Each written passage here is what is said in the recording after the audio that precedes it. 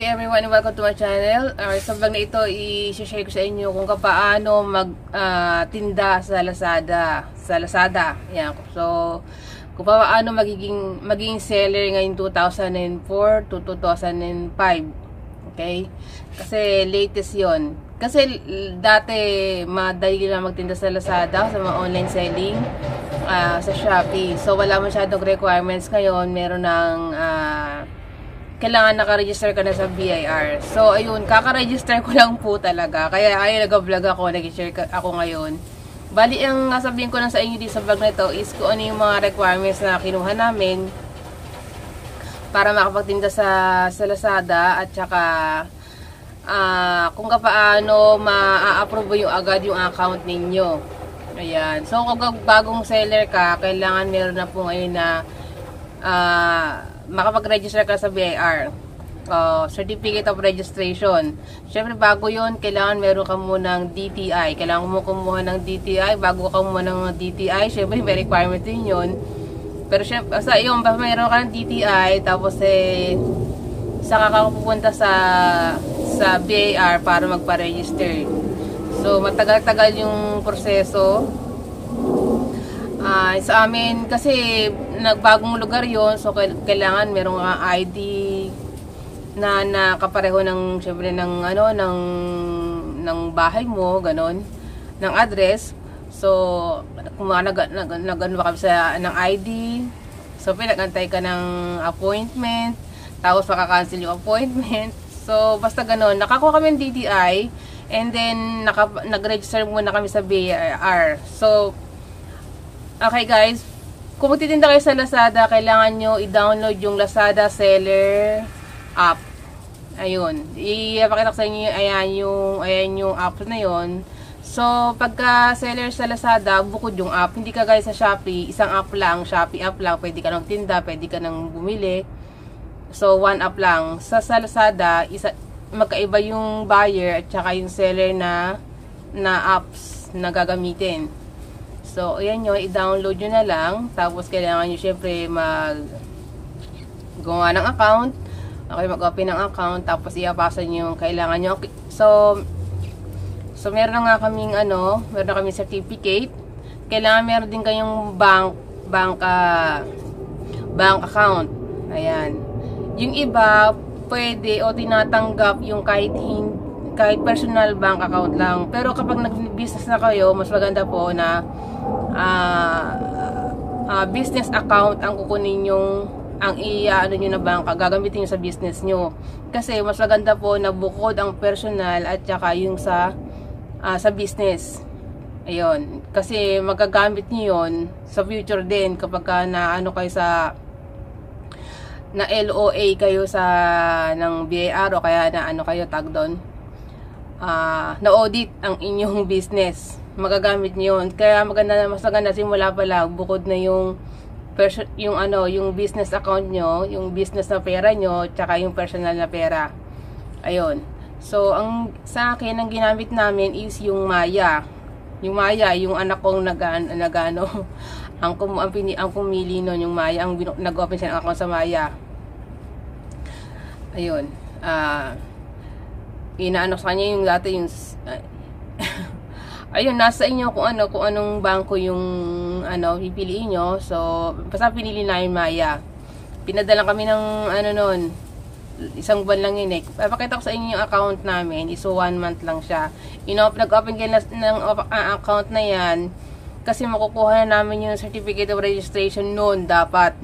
Tapos din atras din kukunin namin basta alam ko makukuha na namin yung araw na yun, kaso kailangan mag-antay pa na 1 linggo. Tapos after 1 week, bigla na lang na hindi kami makapag-open ng Orus. Mga ganong mangyayari. So, na-delay. Kaya ngayon mag-1 buwan na ba, ngayon pa lang din. Tapos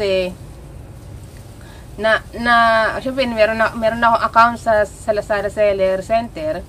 Meron na kaming account, nagpasa na rin ako naging okay na rin yung namin, yung BIR namin.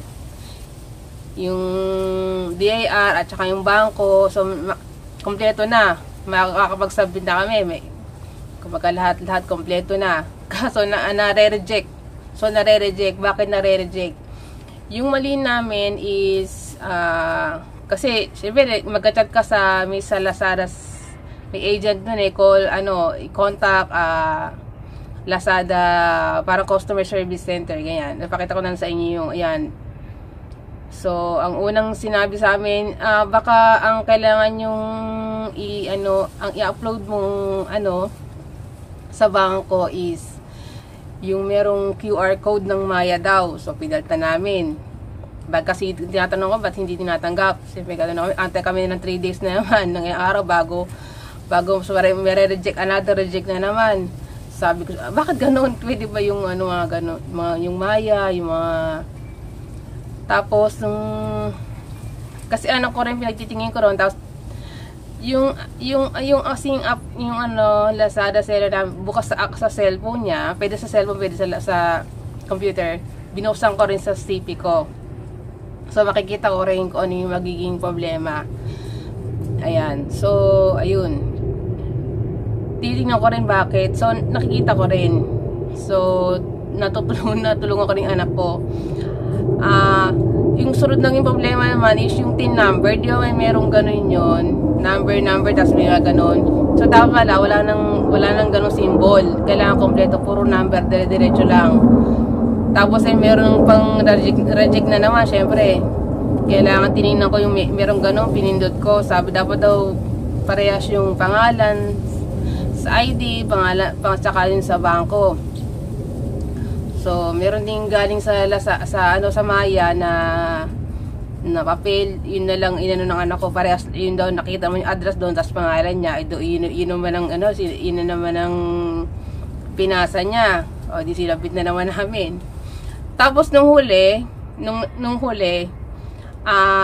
maganda pala pag sa Lazada customer service, itatype mo na gusto mo makausap yung customer service center. Kasi ang sumasagot lang doon minsan is yung robot lang, yung chatbot. So, ititype ko na I want to talk to the customer service center. So, yun, merong tao na makakausap ka talaga. Mas maganda yun, papacheck mo sa kanya on the spot, makikita niya manual. Baka po pwede na pakicheck manually kasi tama naman, parehas yung name namin sa bangko at saka sa name sa ID, bakit ganun. Ayun. Yun, naging okay. So, maganda pala sa umpisa pa lang is customer service. I-chat nyo agad doon sa robot na I want to talk to customer service. Ayan, na tao. Para hindi robot. Kasi siya lang yung robot kasi siya lang mag-isang tutumbado. Mas maganda yung tao para yung talaga titingin, di ba? Yun. Ayun. So, ayun. Napakita ko sa inyo ng bahagya yung bago nagsimula pa lang kayong store namin. Stationery shop. So, school supplies yung paninda namin. Tapos, yung anak ko gumagawa rin kasi ng mga crafts. So, nag-print din siya. Meron din siya nag-print kami ng picture. May mga parang picture. Tapos ay gumagawa rin siya ng calendar. Tapos sa susunod meron din siyang ginagawa mga project na mga puro print yung mga pang kinder, mga ganun, yung mga tracing pad, mga ganon. So balak niya rin gawa ng maggawa nun, tapos ay ibebenta. Syempre yun. Tapos na nakaraan, gawa rin siya ng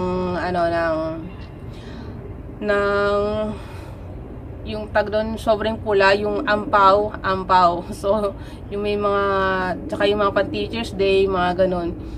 So, kukunti pa lang yung upload namin sa store namin, hindi pa na Tapos, kukunti lang din, simula pa lang naman talaga kami na business. So, ayun. Kaya, hindi pa ganun kadami yung mga upload namin. Ayun, balik, sinabi ko sa inyo yung tungkol sa business namin na nagsisimulang business. Ayan. Tapos, nung nakaraan, kumuha rin kami ng sworn declaration para hindi kami withhold ng, alam namin kasi may withholding tax yun. I-withhold ng Lazada. Withholding. So, ayan, naputol kanina sa sworn declaration. Ayan. mag-aabala ko mag-submit ng sworn declaration para hindi kami i-withhold ng Lazada o yung babawasan ka ng tax sa kita mo. Kasi alam ko na hindi kami aabot. Ngayon December, magde-December na, isang buwan na lang, bang matapos sa taon. So, hindi kami aabot sa kung i-withhold pa kami. Kasi withholding tax, advance payment ng tax mo. So, para hindi kami bawasan ng ganun. Dahil alam ko wala kaming kabayarang tax dahil napaka-small business lang kasi simula pa lang, isang buwan na nga lang eh. So, baka magkano lang kita, wala pang benta hanggang ngayon eh. So, ayun. Dapat talaga 3 copies guys. Kasi ang kinuha ko lang nung nakaraan is 1 copy nakuha ng anak ko, isang copy lang. So, pagdating sa BAR, sabi 3 copies daw talaga. So, yun. Babalikan. And then, ipapasa sa Lazada ulit. Yung ihabol namin. Ayan, kasi very small seller lang. Ayan, sana sa mga nag-uumpisa dyan, mas ganda syempre na masimulan. At saka, wag kayong matakot dun sa tax. Pero syempre, ang lagi lang natin naabatan is yung yung malate kayo ng pagbabayad. Ayan, kung hindi nyo pa nakukwenta yung sales nyo, yung talagang tax nyo na babayaran, importante hindi kayo malilate ng file. Kahit 0-0, basta nakapile kayo, wala kayong magiging penalty. Sa totoo lang, nakaraan, munting na kaming ma-penalty kasi kukunin namin yung CR namin, tapos babalikan pa namin ng isang linggo. Tapos nga, hindi kami makapag-open ng ORUS. Kasi yung sa Gmail namin, mali yung nila. So, kailangan namin balik-balikan. Email kami ng email, naghingi kami ng phone number. Hindi natawagan namin sila, hindi na sila matawagan. Tapos 2 days na lang, malilate na kami. So, ang ginawa ko, nagpagawa ko sulat sa anak ko, sabi ko, kailangan i-waive nila, tanggalin nila kung sakaling magkakaroon kami ng penalty. Pero hindi nung tinanggap, kasi meron kami 2 days pa, naayos naman nila. Kasi nung pumunta kami nung nakaraan doon, bigla na lang walang internet naman. Siyempre, kailangan na mabalikan na naman. So, inisip ko, puro kapal pa, kumaga, kasalanan nila kung sakaling magkakaroon kami ng penalty, kahit 1,000 lang yun. So, kaya nagpagawa ko ng sulat sa anak ko para ipasa sa kanila na tatanggalin kung sakaling magkaroon kami ng penalty. Yun naman, 2 days, naayos naman nila, 2 days bago matapos yung, namin, kumaga, malate yung filing namin, kaya hindi rin tinanggap yung sulat. Ayun, okay naman. Nakapag-file ng anak ko kasi 0-0 nilagay niya. Yun, that's it. Sana mayroon kayong konting idea sa mga sinabi ko, sa mga gusto magtinda dyan sa online ngayon, yung sa mga baguhan na kagaya ko. At saka, huwag kayong matakot sa mga ayan, huwag na kayong matakot. Alamin nyo